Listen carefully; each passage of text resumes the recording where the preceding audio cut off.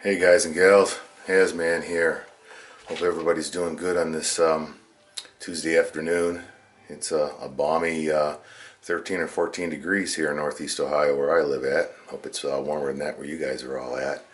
But this is my go-to guns video response to Matt over at RisArms. Kind of a cool thing that's going on. Kind of like these kind of videos. And these are my 6 guns that if I have to go to for anything, this is them that are I can say my most used firearms that I have. I have a bunch more in my safe, but a lot of them have never been fired. As a lot of you know, I'm got a gun collection going for my grandson, and I'm just keeping up. I buy some nice stuff and just put it away. I'm kind of like Chuck that way. But these guns, they get fired. My first one on the top, that is a Mossberg 500 Persuader, 18.5-inch barrel with an ATI pistol grip buttstock on it. I bought it about five years ago, 5.5 years ago, and it's been a really great gun. Never given me a problem, as any of the firearms you see on the bench there, none of them have actually given me a problem ever. And when I bought this is pretty much what the tactical home defense shotguns look like. They weren't the fancy ones like Matt showed in his video. Yeah, there's some really cool ones out there now, but this was basically it. And the one below it, I bought it maybe a month or two after the 12 gauge, and that is the 20 gauge 500 Persuader with an 18.5-inch tactical barrel. Basically the same barrel that's on Matt's, except in 20 gauge. And Matt's not kidding about it being sharp at the end. I call it the door knocker, because he could probably actually knock a door down with it. And if you did hit somebody in the head with it, you would do some serious damage to them. There's no doubt about it. Maybe kill them. But that's also been an awesome little gun. And I put the pistol grip on it. I tried it on the 12 gauge. It was okay, but I just a 12 gauge with the pistol grip is just not comfortable enough for me. The 20 gauge, boy, it's no problem at all. I can shoot at one hand like a handgun, no problem whatsoever. And they got some pretty good loads, home defense loads in 20 gauge, as they do 410 too. And then on the bottom, I'll start from the left. There is my Smith & Wesson Model 410, which stands for 40 caliber, 10 shot capacity magazine.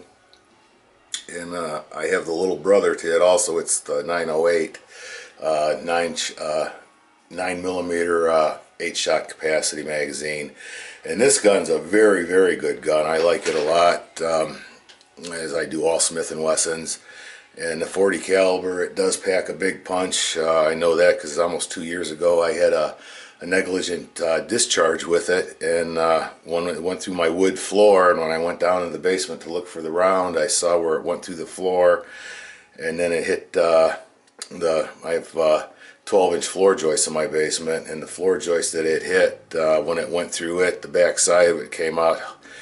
It was a hole about the size of a golf ball. So I never did find the round after it hit went through the floor joist. That you saw where it punched through one of the blocks in the foundation, took a big hunk out of it.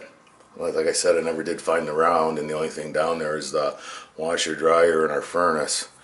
But either way, the gun next to it, that is a Glock 19, and I saw over on Matt's comments to his video, Alex 357, he made a comment that you won't see a Glock in his lineup or something like that. And I thought that kind of funny, because I used to think that way. I never thought I'd own a Glock until I was up at our gun club and I was shooting my brother-in-law's, and I'm sorry, my brother-in-law's friend. And it's an awesome gun. I liked it a lot, and I shot a 17 too, and I liked it, but I wanted the smaller version. And I really like this gun a lot, and Pete did a video on it last spring. I had sent it to him, and he did all the upgrades for it for me. And then I sent the slide back to him.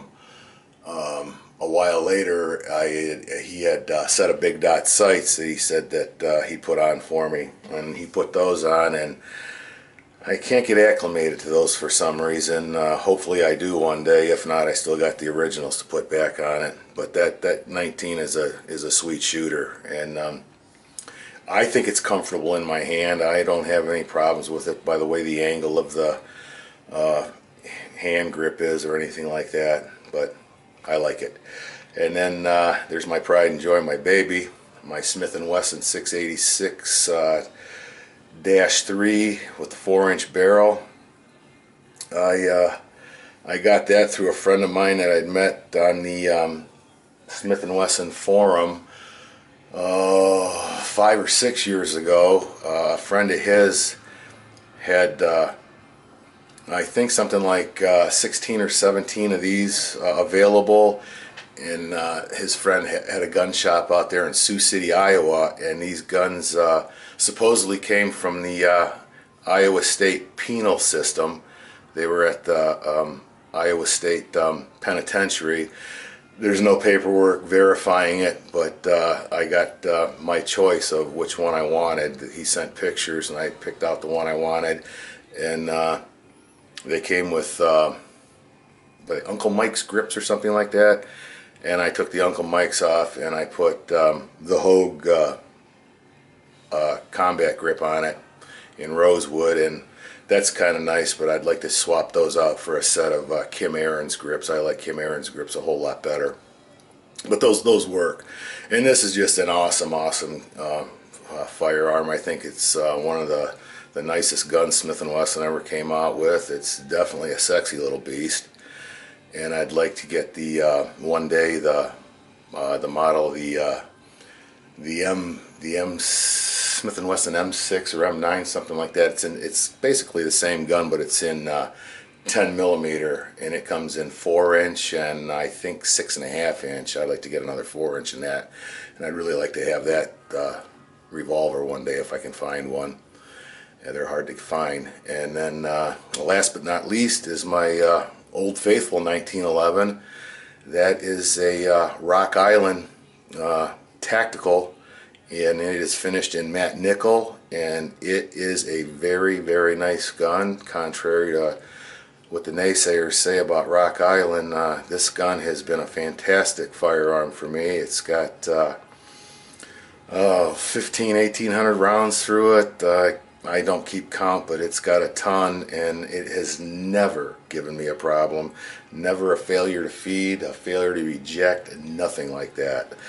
And it is made tight, and it is still tight, and it's a clean gun. There's no rough edges on it. It's as smooth as a baby's ass. And the only problem I ever did have was a magazine problem.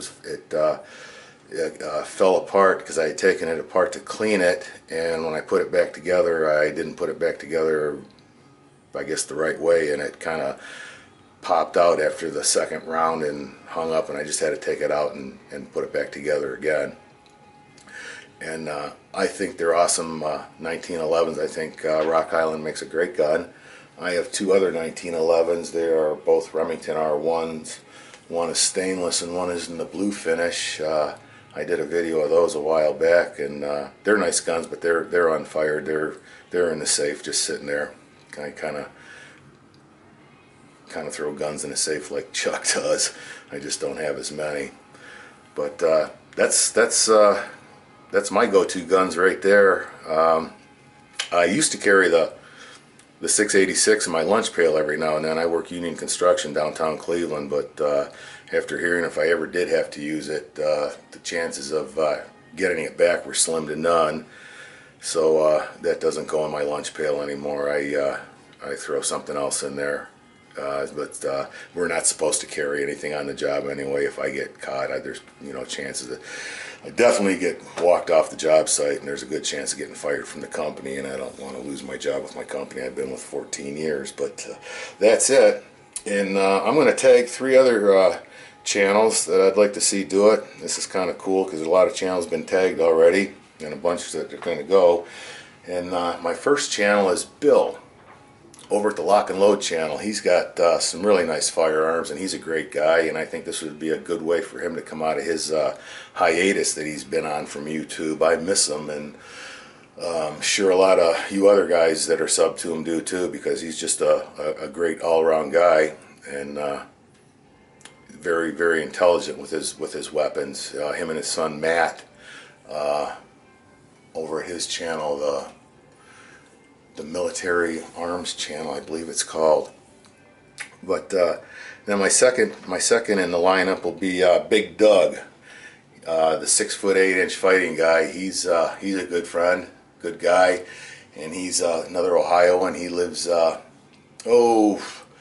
40, 45, maybe 50 miles most south of me in Ohio, and he's got some nice firearms too, and I'd like to see a VR from him too.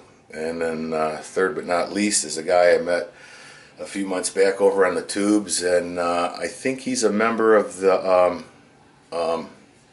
gun range, the gun store. I'm having a brain fart right now. Where Pete over at the Armory channel works at.